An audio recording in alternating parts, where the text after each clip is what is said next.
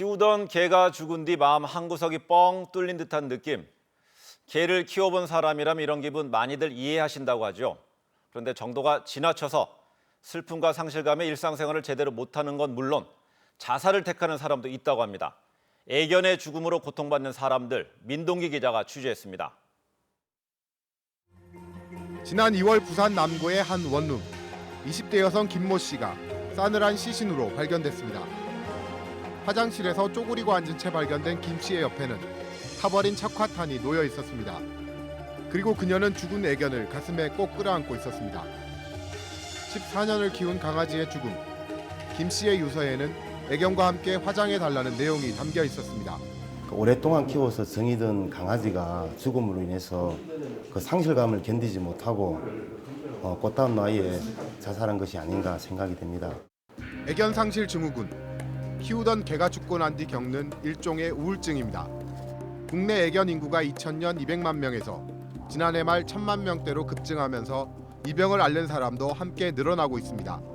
애견 상실 증후군은 무기력감, 대인 기피, 지나친 슬픔이나 집착, 애견 사망에 대한 자책 등의 특징을 보입니다. 문제는 증후군을 앓다가 김 씨처럼 극단적인 선택을 하는 사람들이 또 있을 수 있다는 겁니다. 애견인들이 자주 찾는 인터넷 카페의 추모 게시판에는 자살을 암시하는 글들이 여러 건 눈에 띕니다. 애견 납골당에서도 자살을 암시하는 글을 쉽게 발견할 수 있습니다. 이런 애견 상실 증후군의 이면에는 인간관계의 단절, 그로 인한 소외와 외로움이 도사리고 있습니다. 현대 도시 생활이라는 게 사람을 만나도 피상적으로 만날 수밖에 없고 저녁에 퇴근하고 돌아오면 반갑게 맞이해주고 근데 그런 역할을 했던 강아지가 갑자기 내 인생에서 사라진다는 거는 사실 그런 의미로 보면 상당히 큰 충격일 수밖에 없는 거죠.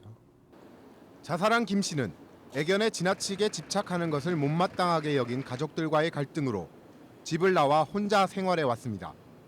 대인관계에 문제가 있었던 겁니다. 그 개한테 못 매달린 게 한테 거의 그냥 의지하고 사는 거랑 마찬가지였어요. 제가 주위에 기댈 게 없었나 봐요. 인천에 사는 전수연 씨. 17년간 키운 강아지가 2년 전에 죽은 뒤 애견 상실 증후군으로 우울증, 위장병에 시달리고 있습니다. 난이 엄마 왔어 하고 문 열. 그러는 그 순간은 그냥 현관에 주저앉아 버리죠 항상. 근데 지금도 어느 순간은 있을 것 같아요. 전 씨의 이런 집착과 슬픔에는 사람에 대한 불신이 담겨 있습니다. 자식은 말썽도 피우잖아요. 말 안 들 때는 진짜 때리기도 하고.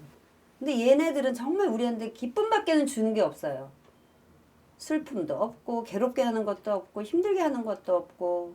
애견을 가족의 일원으로 생각하는 현대사회. 애견 상실 증후군과 같은 극단적 상황에 빠지지 않을 방법은 없을까?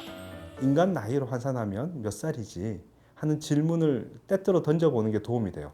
그러면 그때부터 서서히 이제 자동적으로라도 마음의 준비가 이루어지게 되고. 전문가와 애견인들은 애견 사망에 대해 슬퍼하는 사람들을 무시하거나 폄하하지 말고 슬픔을 이해해주고 격려해주는 사회적 포용도 필요하다고 입을 모았습니다. JTBC 민동기입니다.